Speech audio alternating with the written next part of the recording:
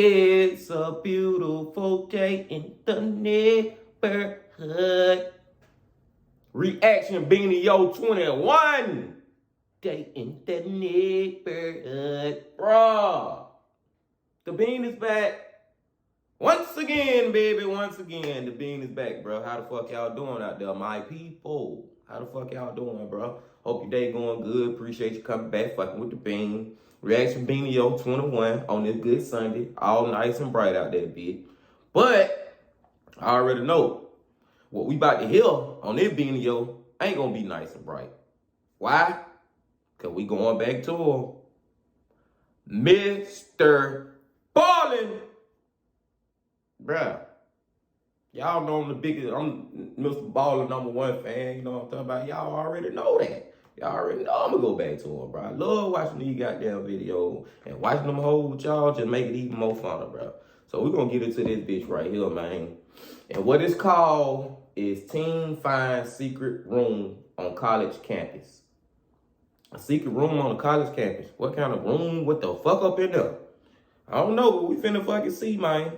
So strap your motherfucking seatbelt on. Strap that bitch. Man, when I say make sure that whole click, you got to, because we fucking with Mr. Ballen. You got to be strapped in. And then, do you got what you need? Do you got what you need? Better go get it now. Whatever you may need now. Better go get that shit, man. Because I got my bud on. I got my vape. Got a whole fresh blunt. We finna get into the Mr. Ballen shit, y'all. Y'all ready to fucking do it? Let's fucking do it. Today, we're going to look at 3 places you can't go and people who went there anyways. But before we get into today's stories, if you're a fan of the strange, dark, and mysterious delivered in story format, then you've come to the right place because that's all we do, and we upload once or twice every week. So if that's of interest to you, please gently pull up behind the like button at a red light, and the instant it turns green, immediately lay on your horn to speed the like button up. Also, please subscribe to our channel and turn on all notifications so you don't miss any of our weekly uploads. Okay, let's get into today's stories.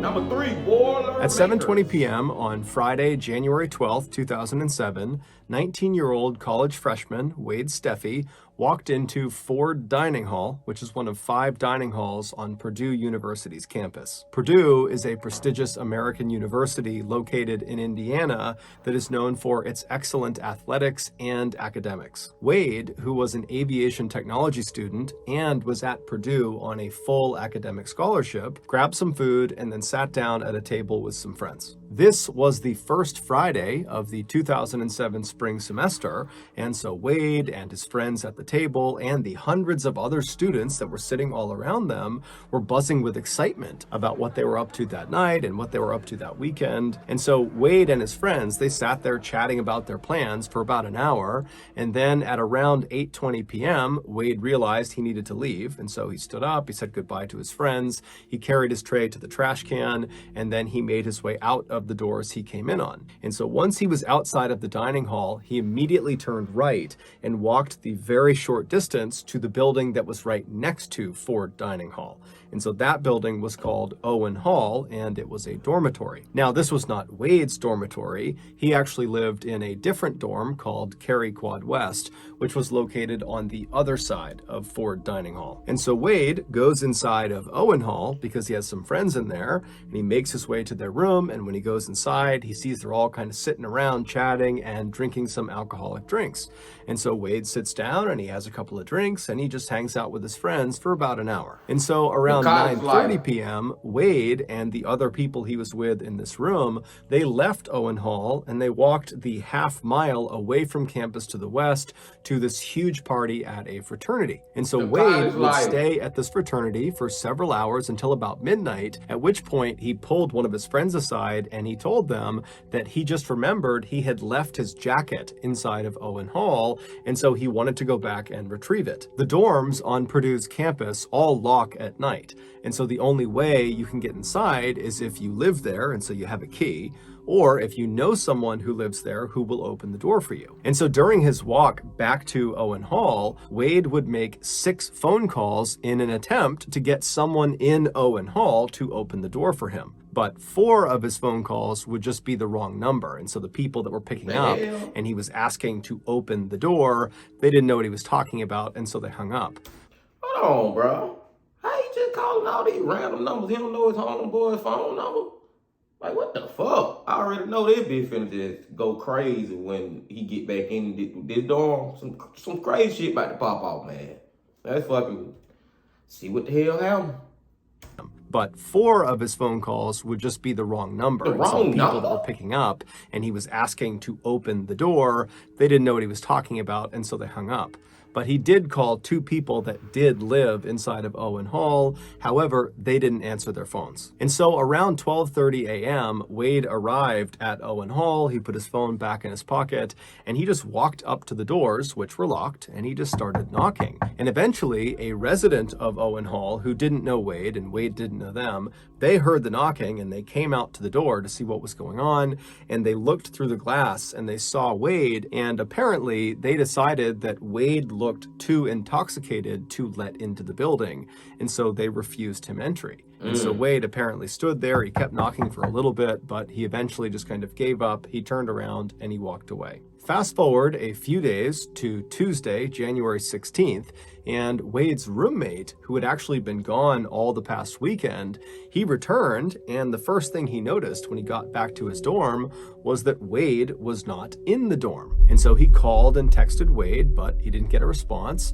And so the roommate went out around the floor that they lived on to ask people if they had seen Wade, and no one had seen him since the previous Friday. And so starting to get pretty concerned, the roommate called Wade's family to see if maybe they knew what was going on with him, but his family had no idea. And so by the end of that day, the police had been contacted about Wade potentially being missing, and they in turn contacted Wade's cell phone provider, and they were able to determine that Wade's cell phone was still showing up somewhere on Purdue's campus, although they couldn't figure out exactly where. So that evening, a massive campus-wide search was launched with hundreds of police officers and volunteers. Even the school's equestrian club came out with their horses to search the nearby woods. But despite this huge search effort that would go on for several weeks, the only thing they would find of Wade's was one of his shoes. It was found on January 20th, so just 4 days into the search, and it was located right outside of an exterior door that led into a maintenance room inside of Owen Hall. But when they searched this maintenance room, Wade wasn't in there. Finally, after nearly a month of searching, when they still had not found Wade, the official search was called off. On March 19th, roughly 2 months... Where y'all think Wade at, bruh? Where the fuck is Wade and how did he get there? What the fuck, bruh? This shit. Then they ain't realize he was missing till like a week later, I think they said. So, yeah, he was missing for a while before they even started looking for him. Man, let's fucking go. This shit getting crazy. This shit getting crazy. Wade wasn't in there. Finally, after nearly a month of searching, when they still had not found Wade, the official search was called off. On March 19th, roughly 2 months after Wade had been reported missing, a maintenance worker was downstairs in the laundry room of Owen Hall when they heard a strange popping sound. At first, the worker thought it was actually coming from one of the washers or dryers that was on, and maybe there's a loose coin or some piece of metal that was inside of the washer or dryer that's getting banged around inside, and that's making the sound. And so this worker began walking around the laundry room, kind of listening in to each of the washers and dryers that were on to see if they were making this sound. And so as he's doing this, he hears the popping sound again, but it's clearly not coming from any of the washers and dryers. In fact, it's not even coming from inside the laundry room. It's coming from somewhere out in the hall. Curious, he leaves the laundry room and he goes out into the hall, and as soon as he's standing in the hall, he hears the popping sound again. And this time it was obvious that it was coming from behind the closed door that was directly opposite the laundry room. So the worker pulled out his big set of keys, he opened the door that was directly in front of him, and he stepped inside. Moments later, he would make a big discovery. Based on that discovery and the investigation that would follow it, this is a reconstruction of what happened to Wade Steffi. In the early morning hours of January 13th, right after Wade... I'm sorry, y'all. My fucking haircut on.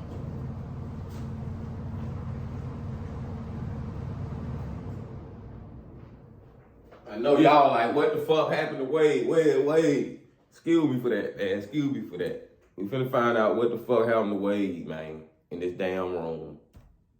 And the investigation that would follow it, this is a reconstruction of what happened to Wade Steffi. In the early morning hours of January 13th, right after Wade had been denied entry into Owen Hall because the student who was in there who didn't know him thought he was too intoxicated, right after that happened, Wade left the front doors and made his way around to the left side of the building to look for another way inside. And when he got to the left side of the building, he found another door. Now, even though this door did not have a sign on it that said "keep out," it was fairly obvious that this door was not designed for students to use. There was a metal railing that lined the outside of this door, clearly to prevent pedestrians from getting to the door. Yeah. And the door itself was actually not built at ground level. It basically was built at basement level. So you'd be standing at this railing looking down at the door. And down in front of the door was a slab of cement right out in front of it that gave the door enough clearance to be able to open. And so basically there was a railing around a pit, and that was where the door was. The proper way to get to this door was to literally climb over that railing and jump down into this pit. And then you'd need a key to open this door because it was always locked. Well, it was supposed to always be locked. And so when Wade saw this clearly off-limits door on the side of Owen Hall, in his drunken state, he decided it would be a good idea to try to go into it. Because in his mind, he thought, whatever is behind this door doesn't really matter. As long as I can just get inside of some part of Owen Hall, I can find my way up to my friend's room and I can get my jacket. And so he rushes over to the railing, he climbs over, he leaps down into that pit area, he grabs the doorknob of this off-limits door and he pulls on it and it's open. So he opens it up, he steps inside, and it's totally pitch black. And all he can hear is the sound of machines humming and whirring in the darkness. And again, in his drunken state, he decides this is still a good idea. His only concern was he couldn't find a light switch, and it really was basically pitch black in here. And he was worried once the door shut, not only would his only light source be totally cut off, but it might actually lock behind him and then he'd be trapped inside of this room. And so he took off one of his shoes and he tucked it in the door jamb of the door he came in on to keep it open. And so with the door propped open behind him, he began walking into this room. And pretty much right away, he bumped into this big metal structure. He couldn't see what it was because, again, it was too dark, but he could feel it and he could tell, it was a flat metal structure. It felt like a machine of some kind, and he could hear that it was one of the machines that was buzzing and whirring. And so he just decided he would try to walk around it. Because again, his goal is just to get through this room and find another door somewhere and kind of continue his journey up into the dorm. And so Wade began moving his way left along this machine, kind of believing it was going to come to a stop at some point, and then he could walk around it. But it would turn out this machine was very big, very wide. And so by the time he actually got to the left edge of this machine, he was practically right up against the wall of the room he was in. And when he got there, he realized the space between the side of the machine and the wall of the room was big enough that if he turned sideways, he could basically squeeze his way past it. Now, he had no idea how far into the room this strange machine went, but in his drunken state, he decided it was a good idea. And so he turns sideways, so his back is to the wall of the room, and his chest is going to be facing the machine, and he begins pushing himself into that narrow space. And so as he's making his way, his hands are up, kind of protecting his face and neck, and at some point, he kind of begins to trip. Now, he didn't actually fall because he's basically wedged into this tight space.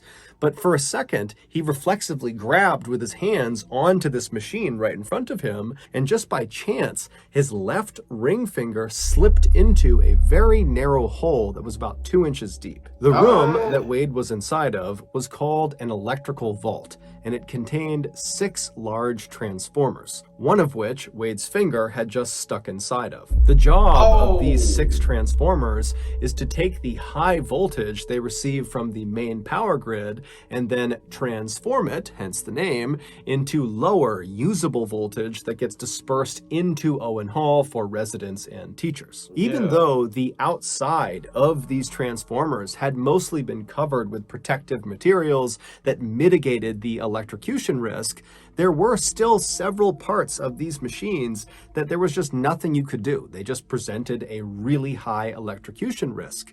And one of those sections you needed to be extra careful with was that 2-inch hole that Wade's finger slipped inside of. At the back of that hole was an exposed electrical conductor, and the second the tip of his finger touched that conductor, between 2,000 and 4,000 volts of electricity. Bro.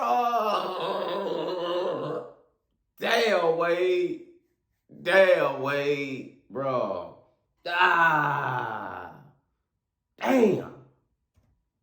I'm sorry, y'all. Let's go. An exposed electrical conductor, and the second the tip of his finger touched that conductor, between 2,000 and 4,000 volts of electricity were pumped into his body. For reference, when people get executed via the electric chair, they are electrocuted with 2,000 volts of electricity. Wade likely died instantly. But because of the fact that he was kind of wedged between the transformer and the wall, after he died, he didn't just slump onto the ground. Instead, he remained in a semi-upright position with his finger still stuck inside of that hole. And so for the next 2 months, his body just continued to be electrocuted every second. Finally, sometime in March, as a result of Wade's body fluids draining out of him, the electrical current that was being pumped into him altered its course and began snapping outside of his skin into the ground. And so the sound of the electrical current actually striking the ground was that popping sound that the maintenance worker heard. The door that the maintenance worker opened in order to investigate the sound was the only other door that led into the electrical vault, the other being the exterior door that Wade had gone in on. Initially, when the worker opened that door and looked inside of the vault, he actually didn't see Wade, but he smelled something funny, and that was what led him to walk into the room and make his way around, and that's when he spotted Wade's body. Earlier, on January 20th, when they found Wade's shoe, which at some point had just slipped out of the door jamb, so it was not propping open the exterior door when it was found, it was just sitting in that pit area, and the exterior door was shut. And so when they found that shoe, the police, they did go inside of the electrical vault, but they didn't go in through the exterior door. They went around and went in the same door that the maintenance worker opened from right across the hall from the laundry room. And when they opened it up, they just looked into the room. They didn't walk into the room, they just looked from the doorway. I ain't even finna get on these police like that, bro. I'm not even finna do it. Why y'all ain't actually go investigate the room where you see a shoe propped up, indicating that he probably went inside this room, and y'all just open the door, just look. And close that bitch back. Like, what the? Man, let's go, bro. Now, y'all can't tell me that shit ain't no bullshit. That's bullshit, bro. Maintenance worker opened from right across the hall from the laundry room. And when they opened it up, they just looked into the room. They didn't walk into the room, they just looked from the doorway, and from their perspective, they couldn't see Wade. And so that was why initially they had said, Wade is not inside of that room. Ultimately, because that exterior door to the electrical vault was supposed to be locked at all times, and clearly it was not because that's how Wade got in, Purdue was found to be negligent, and so they agreed to pay Wade's family $500,000, and they also set up a scholarship in Wade's name. You'll never bring him back. Before we get into our next story, I want to tell you about today's sponsor, BetterHelp. When I first sought out therapy to try to I barely knew life, but I wish there had just been an option to take a phone call with my therapist to kick off the relationship. Well, with BetterHelp, that is an option because BetterHelp is an online therapy platform that offers secure and mysterious community who have given BetterHelp a shot have man been have very real pleased commercials with their in the middle of his experience. shit, BetterHelp man. is very easy to sign up for and use. You just fill out this questionnaire that helps assess your specific needs, and then within 48 hours, you're paired up with a therapist. Then you begin to schedule your sessions with or without video. If at any time you want to change your therapist, it is free and easy to do so. So if you're struggling right now with your mental health, but you've held off starting therapy because maybe you are intimidated about starting the process, then I would highly encourage you to make BetterHelp your starting point. And you get 10% off your first month if you go to betterhelp.com/mrballen. Again, that's betterhelp.com/mrballen. Okay, back to the stories. Yay, back to the stories. Death Valley. During the California Gold Rush of 1848, hundreds of thousands of Americans living on the east coast of the United States packed up their things in covered wagons and headed west for California to attempt to, quite literally, strike gold. About a year after the rush started, so in the winter of 1849, a group of about 100 would-be gold prospectors were on their way across the continental United States to California when they got lost in this totally barren stretch of desert, roughly 500 miles from their destination, which was San Francisco. They would spend the next 2 months driving around this desert looking for a way out, but they wouldn't find it. And so finally, they just stopped, set up camp, and waited to die. But as a last-ditch effort, they sent ahead 2 of their fittest men to try to go out and find help. And miraculously, those 2 men would find help, and it wasn't long before the lost pioneers were going up and over this mountain pass out of the desert out to safety.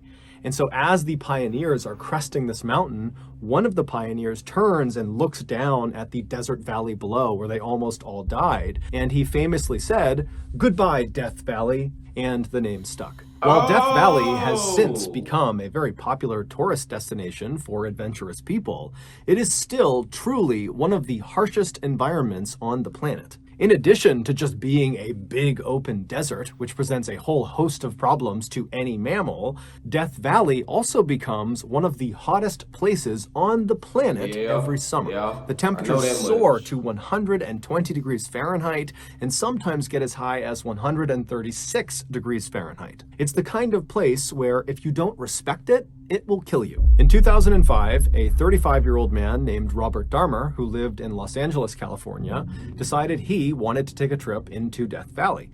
Specifically, he wanted to go to the hot springs located in the northwest corner of Death Valley, and actually there's a nudist resort that is right around those hot springs. And so Robert wanted to go check that whole scene out. And so on July 26th of that year, Robert left Los Angeles in his Volkswagen van, and he drove north about 4 hours until he got to Bishop, California, which is a small town where some of his family lived. After spending the night with them, the next morning when Robert got up, he got back into his van and he drove south about 20 minutes to a town called Zurich, California, where he picked up Death Valley Road. This road covers the entirety of Death Valley, starting from its northern entrance, where Robert was, all the way south 140 miles to its southern entrance. Damn, and this road, Death Valley that big? That big got one way, not a one-way road, but it's either back or forth, and that bitch extend 140 miles. Damn, boy, mr.ballen be teaching you something too. And goddamn, ain't that where the Undertaker from? Death Valley? And Kane too, I guess. I'm just talking shit now. The Undertaker is from Death Valley. That's what they said. Shit. That's what WWE said. Take it back, bro. Take it fucking back. That ain't 140 miles? Let's go. Road covers the entirety of Death Valley, starting from its northern entrance, where Robert was, all the way south 140 miles to its southern entrance. And this road is actually basically a straight line. But off of this very straight road are literally hundreds of miles of unpaved roads that splinter off in all directions across the desert.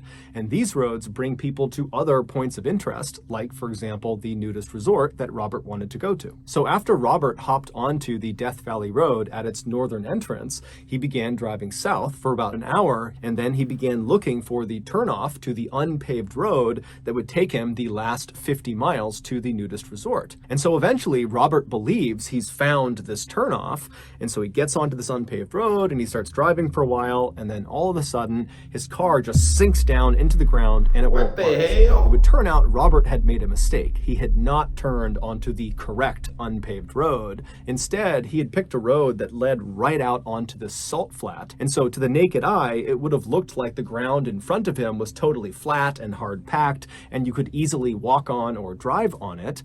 But in reality, the surface of the salt flat is very brittle, and underneath that brittle surface is this thick section of mud. And so before Robert could realize his mistake, he had broken through the surface layer of the salt flat and got stuck in that mud. After trying unsuccessfully to get his van back out again, Robert realized he was in a really bad situation. His cell phone had no reception, so he couldn't contact anyone, and he was too far away to attempt to walk to the nearest civilization to try to get help. But luckily, he had packed lots and lots of water that was in his van, and so he decided the only thing he could do was just sit tight at his van, ration out his water, and wait for someone on Death Valley Road to look out and see him and come to his rescue.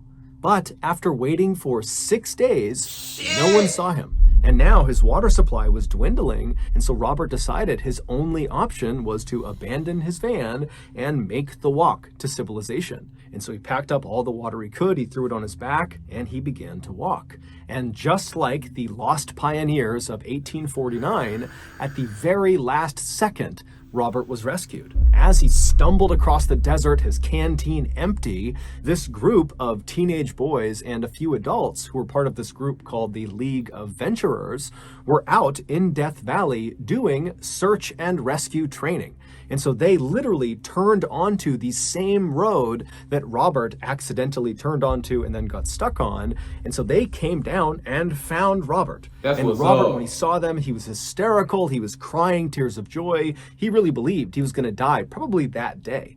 And so the League of Venturers, they take Robert into their van and they drive him 80 miles to the nearest ranger station. And as soon as Robert got out of the car, he dropped to his knees and he kissed the ground in appreciation. I mean, this guy really was that close to death. That evening, Robert would hitch a ride from the ranger station back to Bishop, California. And the next morning, Robert spoke with a local towing company and they agreed to drive him out into Death Valley to locate his van and tow it back out again.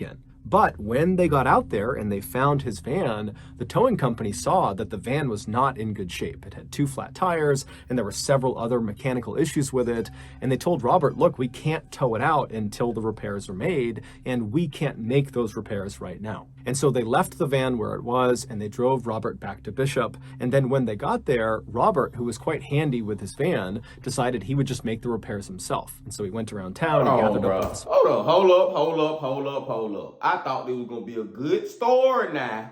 Why in the hell Robert want this damn van so bad, bruh?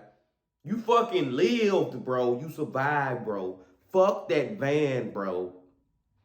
Now Rob. Come on, bro. The hell you got going now? Fuck that van. Where it was, and they drove Robert back to Bishop. And then when they got there, Robert, who was quite handy with his van, decided he would just make the repairs himself. And so he went around town, he gathered up all the supplies he would need, and then that evening he got a local young couple to give him a ride back into Death Valley. Robert had told his family right before he left that his plan was to go and fix his van, and then that night come back to Bishop, and then the next day he would contact the towing company again, and they could come out and they could get his van out. But that night, Robert did not come back to Bishop, and the next morning, when his family still had not heard from him or seen him, they contacted authorities. It would take a few days, but the authorities would eventually figure out what happened to Robert. The young couple that gave Robert a ride back into Death Valley, they dropped him off at this intersection right off of Death Valley Road, where they and Robert believed was only about a mile away from that nudist resort that Robert had originally wanted to go to. Robert had told the couple that his plan was just to walk from that point. He would go to that resort and he would recruit somebody else to drive him the rest of the way to the van. He could make the repairs and that person would drive him back and that would be it. So Robert got out, he said thank you to the couple and he waved to them as they drove off, and then he stashed his van supplies and then turned away from Death Valley Road and began walking along this unpaved road into the desert. However, unbeknownst to Robert or to the couple, the spot he was dropped off was the wrong spot. He was not a mile or less away from this resort. He was about 15 miles away from this resort, and the path was fairly circuitous, so even if he knew the distance, he likely would not have been able to even navigate his way there. And so after wandering down this unpaved road for about 10 miles, Robert left the unpaved road and began heading out into open desert, likely seeking water. Robert would eventually collapse and die just 4 days after he had been rescued from the exact same situation. When his Come on, man. This dude had a second chance at life, bro, and blew that shit for a van and still trying to go to the damn nudist resort. Like, he was like he was resilient. He was determined to do that shit. Man, shit. I don't know, man. What y'all think, bro? Would y'all fucking go out there again after being fucking rescued? Robert done made my goddamn head start hurt. Let's fucking go. Jesus, I thought we were gonna get a good end to a story fucking with Mr. Ballen for a change. Let's go. Likely seeking water. Robert would eventually collapse and die just 4 days after he had been rescued from the exact same situation. When his body was found, he didn't have a GPS or a map or even a container for water. Bruhhhhh range? Bruhhhhh. In late 2002, 25-year-old Jason Chase worked as a sheep shearer in an area called Gisborne, which is located in the northeastern section of New Zealand. When Jason wasn't working, he was often on his bike, cycling up and down the coast, preparing for his next road race. In early December of that year, Jason contacted his family, who lived in a small town called Dannevirke, which is located about 200 miles southwest of Gisborne, and he told them that he wanted to come visit them for Christmas. However, he didn't know exactly when he would actually arrive at their house because his training and work schedule were fairly hectic, but he told them, "Don't worry, I will be there at least on Christmas Day, December 25th, or a couple of days earlier." His family was thrilled and they said, "No problem, we can't wait to see you whenever that is." And so by the time mid-December rolled around and Jason still had not arrived at his family's home in Dannevirke, his family wasn't concerned at all. However, that would soon change. On December 13th, a hunter was driving along the many winding back roads of the Bruhhhhh mountain range. This mountain range, which is located about 8 miles north of Dannevirke, is a very isolated and rugged wilderness area that's full of steep gorges and gullies and very thick brush. And so as this hunter rounds the turn on this road, he looks up ahead and he sees there's a car parked on the side of the road. And so this hunter pulls up right alongside this car and he looks over and he can tell, there's no one inside of it, there's no obvious damage to the car. And then the hunter began kind of scanning around the area to see if there was some obvious reason someone would stop right at that particular spot. But when he looked around, all he saw was thick trees on either side and the mountain kind of sloped down on either side. And so there was nothing unique about the spot.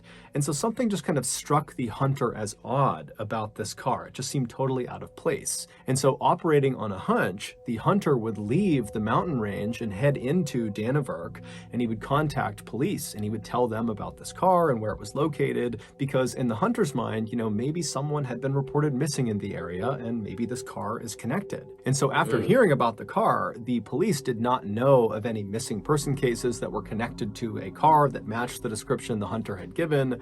But just to be safe, the police hopped in their vehicles and they drove up into the Bruhhhhh mountain range and they went to the spot the hunter described.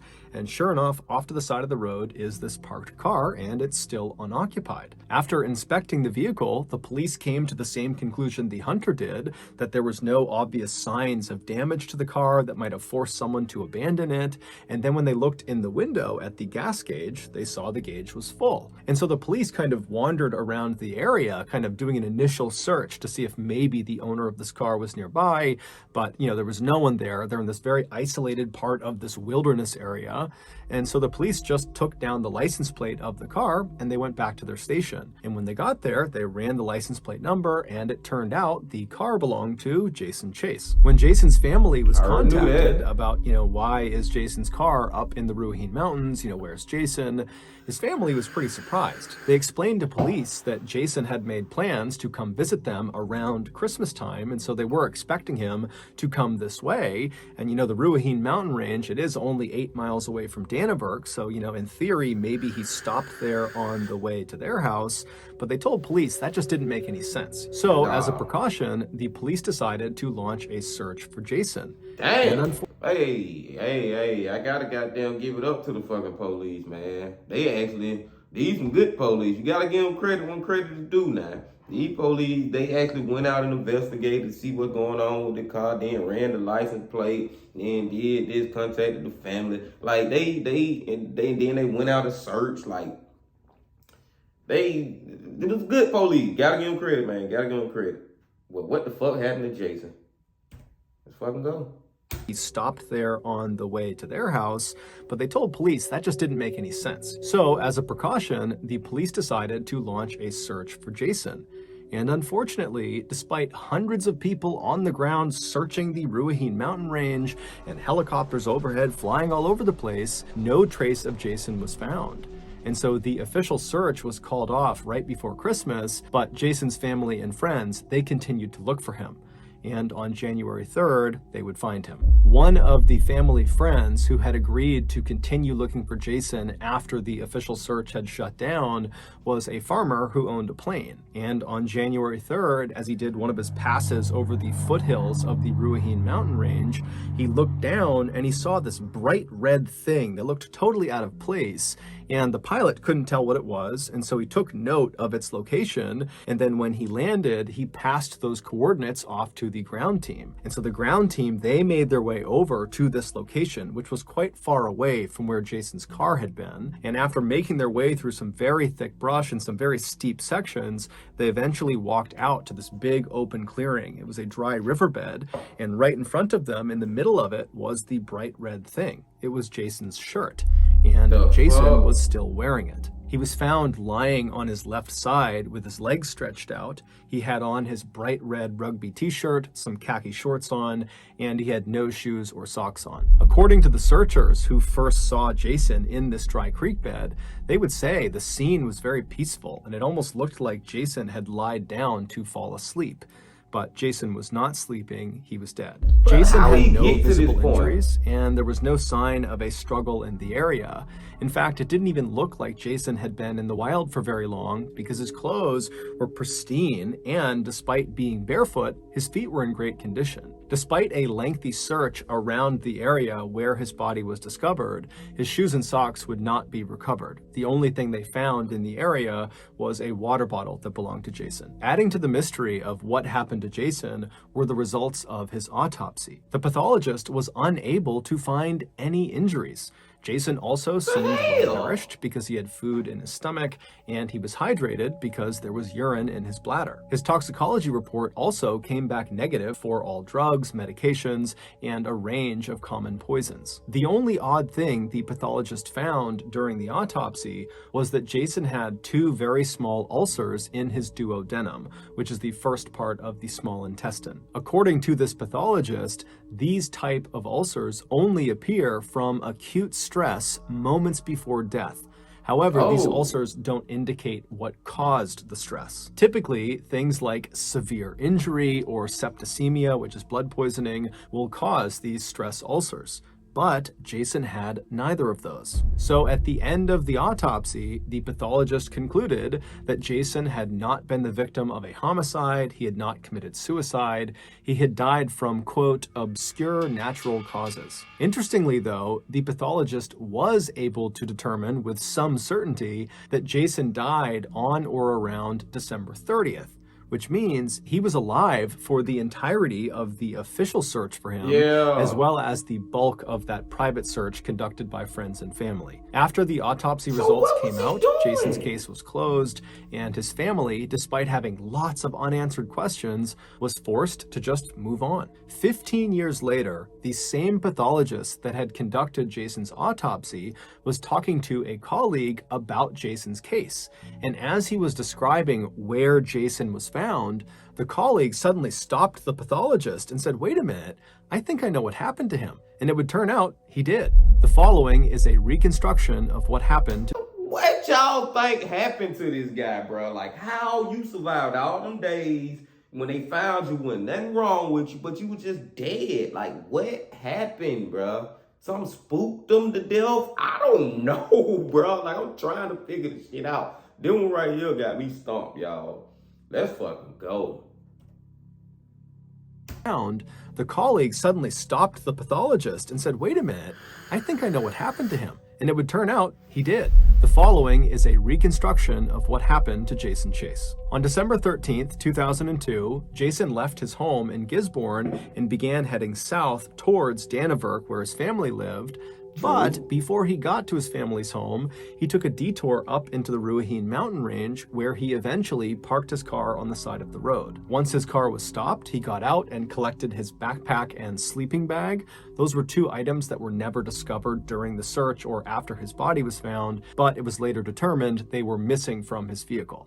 And so after he has his pack and his sleeping bag, he also grabs a water bottle, and then he leaves the main road and begins walking into the woods, making his way down the mountain. He eventually would find a spot on the side of the mountain that he liked, and so he set up a campsite. What happens next is very confusing because we don't actually know why Jason actually went camping in the first place or when he intended to leave, but we can make one assumption. Whatever he was doing in the mountains, he planned on wrapping it up in time to still get to his family's house in Dannevirke on or before Christmas Day, December 25th. So from December 13th, when he first got out of his car and entered the wilderness, until December 25th, it's believed Jason was, by choice, out in the wilderness of the Bruhhhhh mountain range. And so as this huge search is launched for him in the area he is in, it's entirely possible that he either did not see any of the searchers. This is a very rugged and heavily forested area, and so that's not totally outlandish.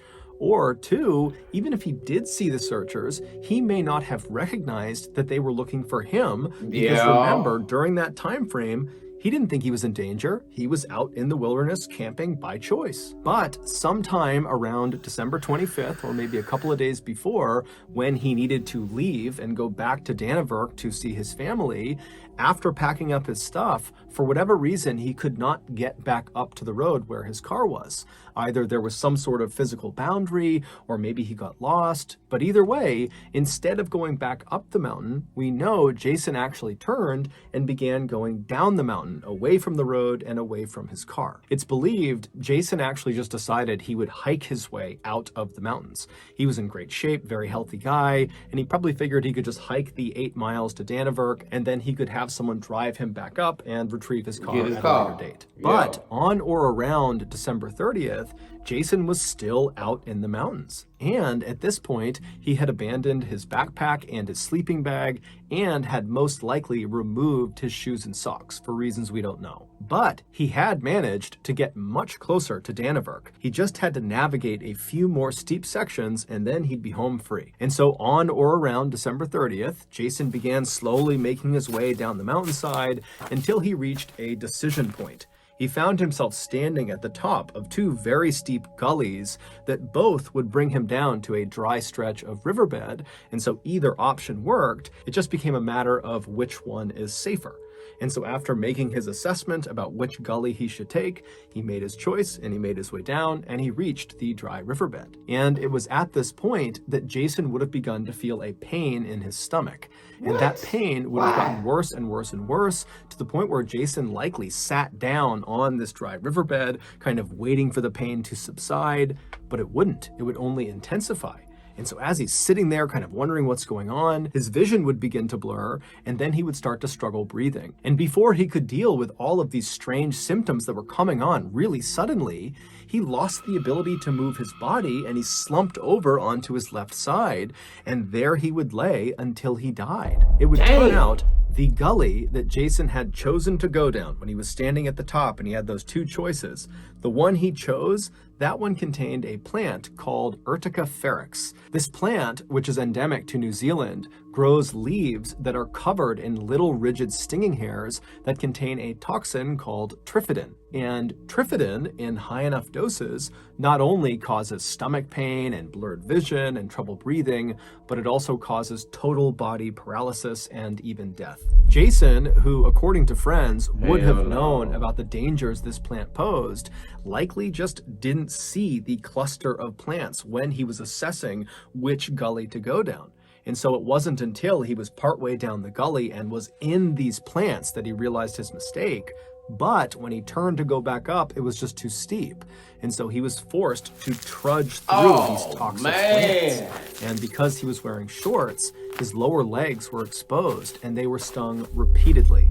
And so he was dealt a lethal dose. The reason the pathologist was not able to identify this as Jason's cause of death is because the stingers on those plants, they don't leave any marks on the human body. And its poison, trifidin, is so rare that when they sent out that toxicology report, they didn't include it. They did not test for trifidin. And so it wasn't until 15 years later when the pathologist's colleague heard that Jason had been found in the Bruhhhhh Mountains that the colleague said, wait a minute, have you checked for trifidin? Because he knew the Bruhhhhh Mountains were home to clusters of that toxic plant. And so sure enough, they went back to where Jason's body had been found, and lining the gully that he had come down were dozens and dozens of those plants. Lord have mercy. Wow. So that's going to do it. If you got something out of this episode. Fucking wow. Fucking wow, bruh. I just wonder why Jason was even, I guess he just wanted to go camping for a little while or whatever, man. Then I believe he got lost. Or maybe he looked like, damn, I can't even get back up there, man. I might as well just keep going down and just go to that city, then somebody pick me up, then we go back and get my car. Trifidin. I ain't even heard no shit like that. See? That's why I ain't going out in the woods, bro. Fucking plants sting your ass and kill you and shit. Lord have mercy. Then the other two with the guy, Wade, his finger got stuck. Wade kind of pissed me off too. I know he was drunk and all that, but damn, bro, why would you even go down there fucking with shit you can't even see? You don't even see nothing, but you hear these loud machines and shit. Like, damn, I don't know why he did that. But then the number 2 guy, Del Valley guy, I can't even think of his name. Fucking Rob. Why the fuck would you go back out there, bro? Why, bro? Fucking crazy, man. That shit was good, though, Mr. Ballen. That shit was good. Once again, Mr. Ballen. Appreciate y'all, bro. Coming to fuck with the bean, watching that shit. And I'll be motherfucking back for some more of them reaction BeaNeoS, man.